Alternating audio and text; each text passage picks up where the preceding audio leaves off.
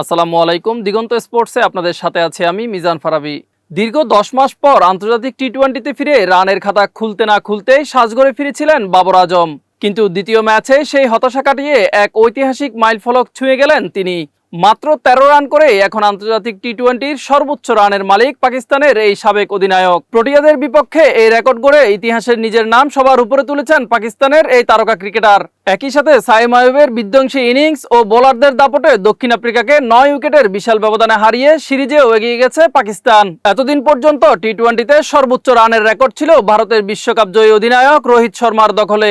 2024 সালে বিশ্বকাপ জিতে টি-20 থেকে 4231 রান করে অবসর নেন রোহিত। এবার 123 ইনিংসে 4234 রান করে সেই রেকর্ড ভাঙলেন বাবর আজম। এখন রানের দিক থেকে তালিকার দ্বিতীয় স্থানে আছেন রোহিত শর্মা। এদিকে 4000-এর ক্লাবে আছেন ভারতীয় ক্রিকেটার বিরাট কোহলি। বিশ্বকাপ জয়ের পর 117 ইনিংসে 4188 রান করে রোহিতের সাথে টি-20কে বিদায় জানিয়েছিলেন এই ভারতীয় ক্রিকেটার। আর 3869 রান করে তালিকার 4 নম্বরে আছেন ইংল্যান্ডের জস বাটলার এবং 3710 রান করে তালিকার 5 নম্বরে আছেন আয়ারল্যান্ডের পল স্টার্লিং। এই অর্জনে বাবর আজম শুধু পাকিস্তানেরই নয়, পুরো ক্রিকেট বিশ্বে ব্যাটসম্যানদের জন্য হয়ে উঠলেন এক অনুপ্রেরণার নাম। মিজান ফারাবি, নয়া দিগন্ত।